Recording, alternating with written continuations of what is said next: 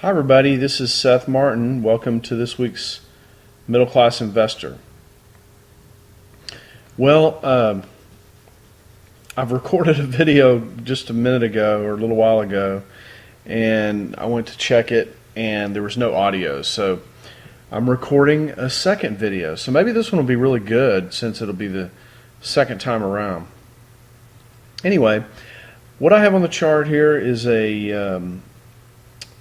the 10-year U.S. Treasury, and you may recall, let me go back a little further. Let me just start at a 20-year. You might recall that we've been talking about the bond market has been on the rise, and therefore yields have been on the decline for some time. And a lot of times at the end of a trend, you see kind of a last thrust into either a top or the bottom, and that's what's got me thinking. Plus, interest rates kind of move in these 30-year plus cycles, and this falling cycle's been going like this since I think 1982 or something like that. Anyway, it's like 34 years is when the interest rates started falling, bond market started rising. So this potentially could be the bottom. Again, for the reasons that the cycle's been going for about the time that this cycle moves. We got a thrust into this low here, multi-year low. Decade-year low. You got to go back several decades before you. In fact, this is an all-time low. The yield on the 10 years never been as low as it was at this point right here. Secondly, we've had this move that broke through this trend line. Okay, this trend line is this is pretty typical technical analysis deal. You look at the trend line, and when the market moves out above the trend line, and now it's kind of retesting. So we're looking for the bond market, the yield in the bond market, to rise rapidly. Probably not going to stop until you get to this 5.7% area. So we can go ahead and draw that on there. Now this is going to take a while. It's going to be months, years maybe before we see this. Certainly at least a year, but I'll go ahead and put it on there. You'll probably get some stops along the way right here and here and so on and so forth, but this is something I've been talking about for a while now, so you guys on the Middle Class Investor are probably sick and tired of this conversation, but I think it's important because a lot of people have not really bonds, but bond funds in their investment accounts, and this is potentially a blind spot for a lot of investors. So, if this is the low, and this is the first move off the low, and this is the correction after the first move off the low, then this move right here is going to be pretty significant. And if you have bond funds, and it's not that hard to do, just go to your 401k and look at all the investments that you have in 401k, and you're looking for bond funds. They could be. It doesn't really matter if they're shorter term. It's better because the maturities are all short term in there. But the reality is, even if they're short term, the way these bond funds are going to trade, they're going to trade at a loss when this interest rate starts to move. So just something to be on the lookout for.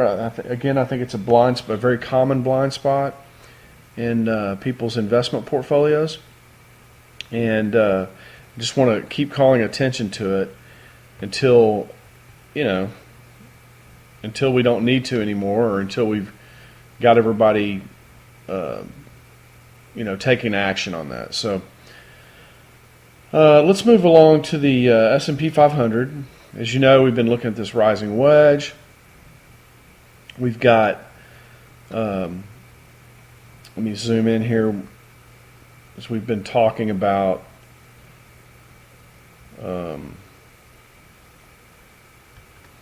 this is the trend line, the upper trend line, and we talked about how it was struggling here at this upper trend line. Finally gave it up and went down here to support at this blue box, and then came back up and is back at the trend line, and of course it's already showing weakness. Didn't even get to our resistance level here at 2030 is what we were looking for, 2030 to 2035. So you could see the market pull back even a little further. What we're really looking for, though, is when is it going to, what we're really, from a 401k or an IRA standpoint, what you're really looking for is, something like this where it comes up, makes a lower high, and then sells off. So let me back up just a second. Let's say it did this and started to pull away, and let's say it got to right there. The odds are, and this is just a technical analysis deal, this is the previous low here, okay? We've talked about this kind of stuff before, but we can review it real quick. This is the previous low, and here's the recent high, okay? Now these are weekly bars. You could use this on any time frame, but I think weekly is a good time frame for a 401k or an IRA. I think if you're, I mean, a lot of them have rules that don't even allow you to move in and out of them quicker than every 30 days. So weekly time frame is probably a good time frame to be looking at for your 401k or IRA type investment. But let's say we came down to this low, we came up, we made a higher high, right? A higher high than these highs right here. And then we pulled back to a higher low. This is a higher low than this, okay? And it starts to move up. Now the odds are that it moves up to a higher high, okay? So that the odds are that it continues up to some higher high, some resistance up here to higher high. But, and this is a big but if it comes up to a slightly lower high, okay? So you can see that here. This is a lower high, right? Lower than this high. And it starts to travel down. Right here at this point, as soon as it crosses past this point right here, let me just draw that on there. Once it crosses, say, this point right here, now we've got a lower low. So we've got a lower high and we have a lower low. That is a potential trend change.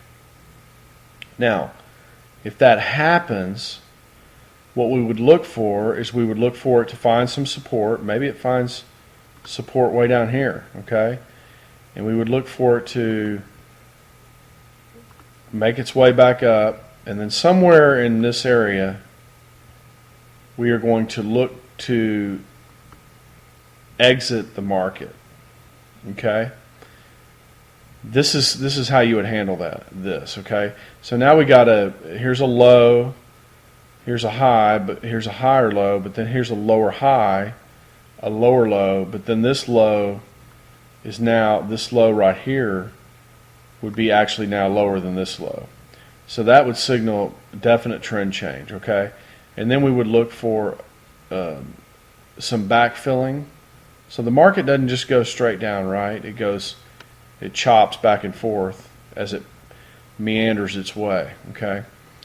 But if we make a lower low than this low, then what we're going to be looking to do, what I'm going to be looking to help you do, is find some place up in this area to exit. And it may not be this high. It may only be like 1925. We'll have to look at it at the time to see what it looks like. So that's the S&P 500.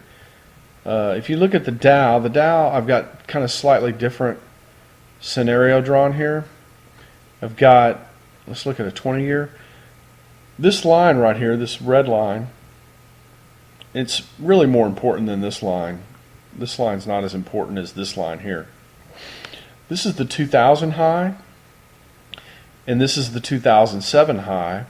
And what I've got here is a trend line that just connects the two, and then we extend that trend line out into the future. And so when we zoom in here a little bit and we look at this red line right here is that trend line we were just talking about. So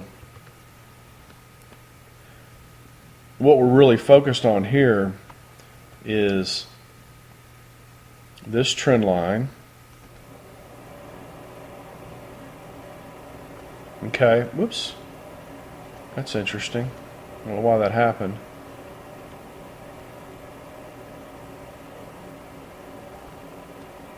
Yep. I'm doing something. I'm doing something wrong there. I'm not sure what I'm doing, but so this trend line right here is the one that's important. Let me try this one more time. I can't make it stick there, so let me just delete it and we'll just talk about it. So this trend line right here is real important, and what we've been talking about is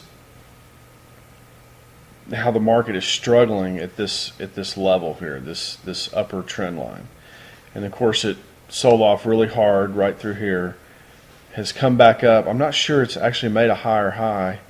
It's made kind of an equal high, let's call it that. And then we've got a pretty good down week right here. So this could go down a little further before it comes back up. We'll just have to watch it. But the most important thing to notice about the Dow is that this long-term trend line between the 2000 and 2007 highs, there just seems to be a lot of struggle at this price level for the market. Okay, let's look at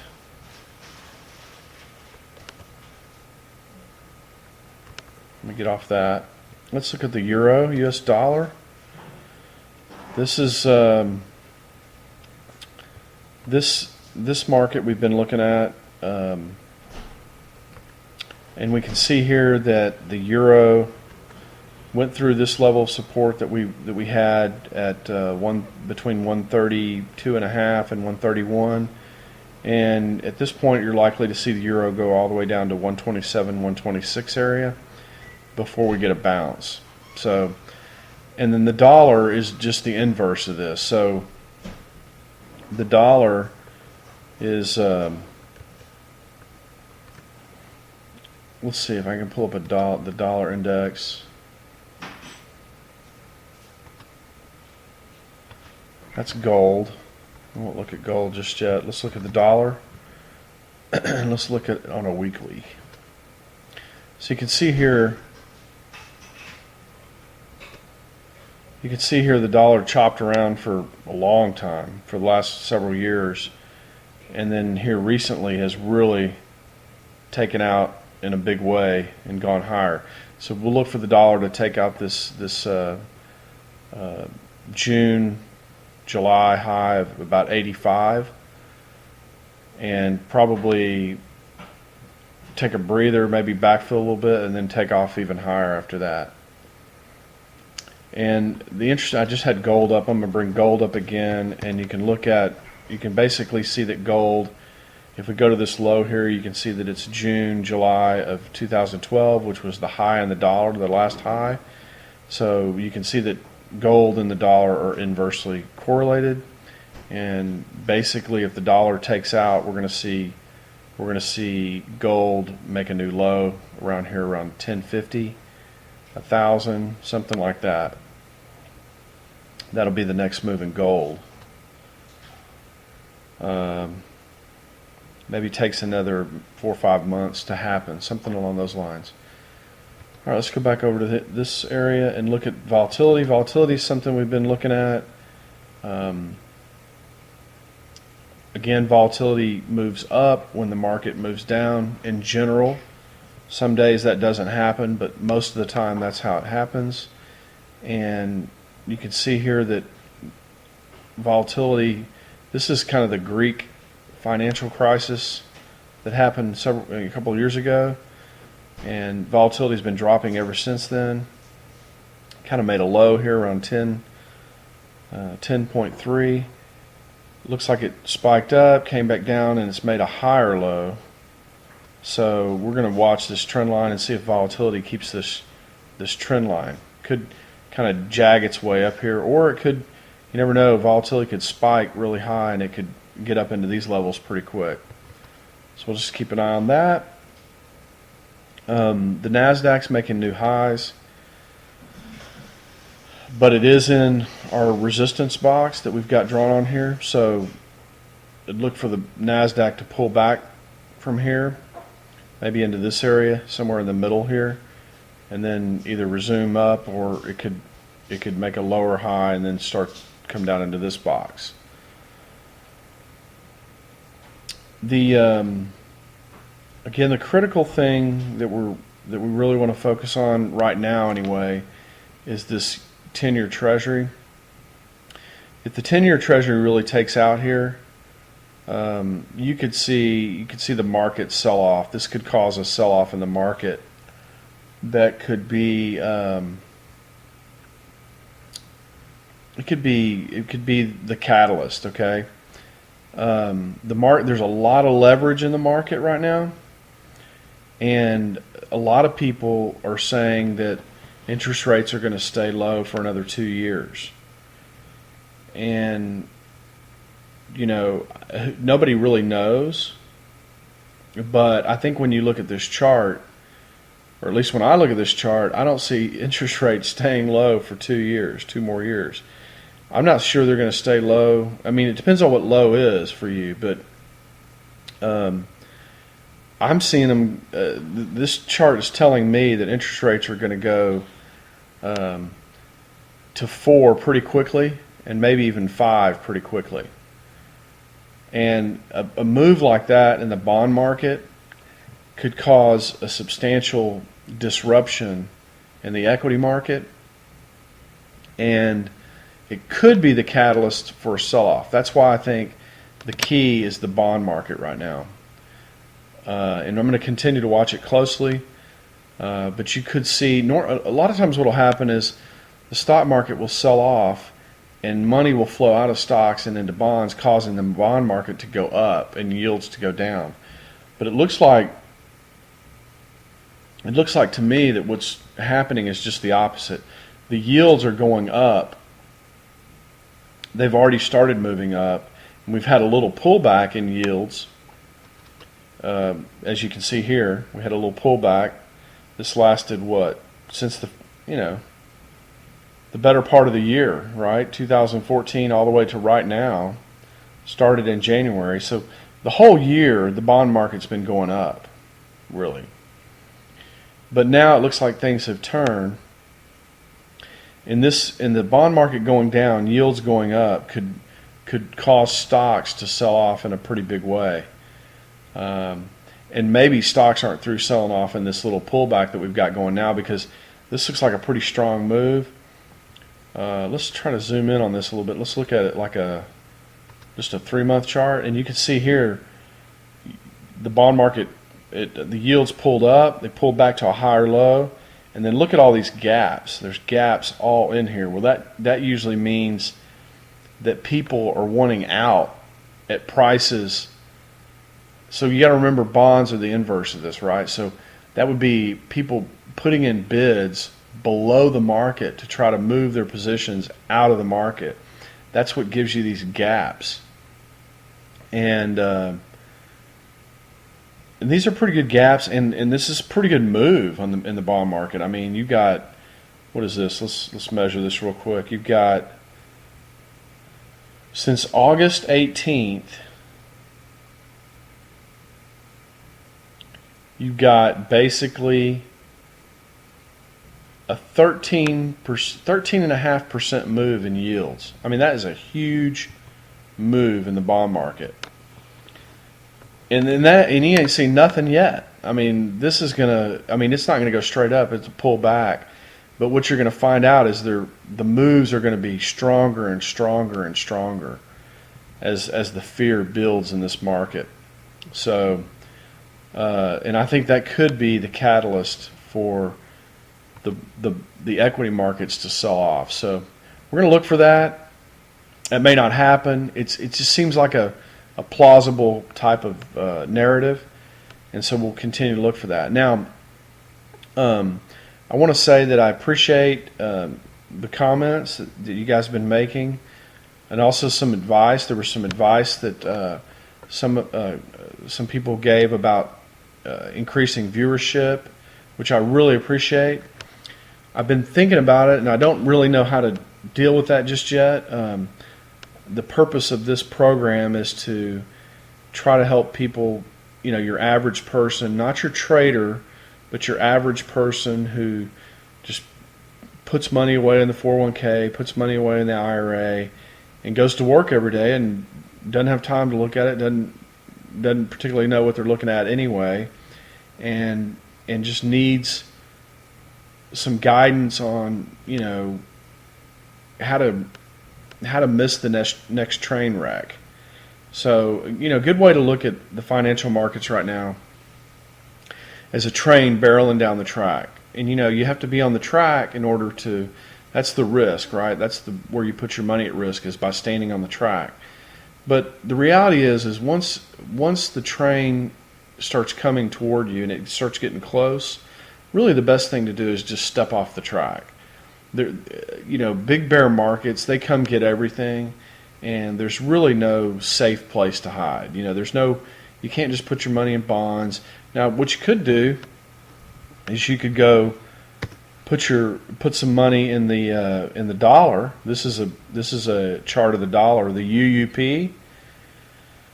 You could put your money in the dollar, and I think in pretty short order you're going to see this thing get up to around 26 and a half, something like that. So that's a $4 move. That's not huge, but it's one way to do it.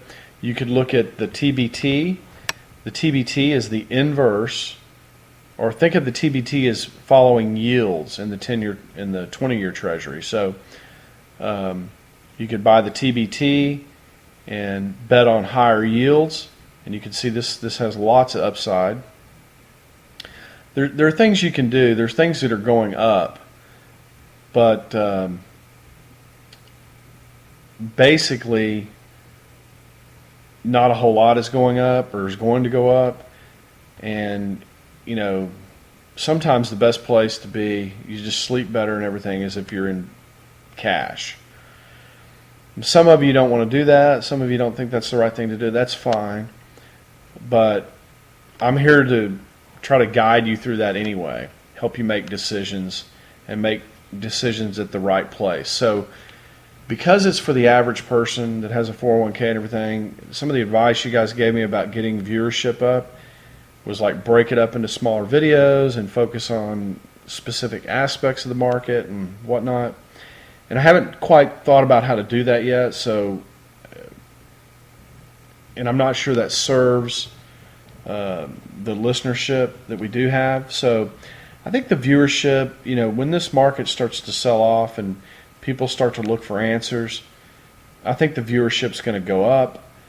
But the reality is I'm not overly focused on that.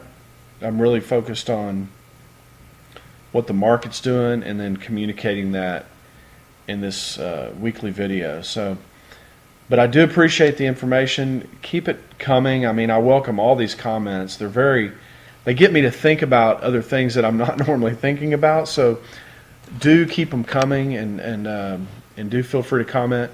For the gentleman that wanted, a look at the FTSE, and I need to, it's not really a retraction, but the FTSE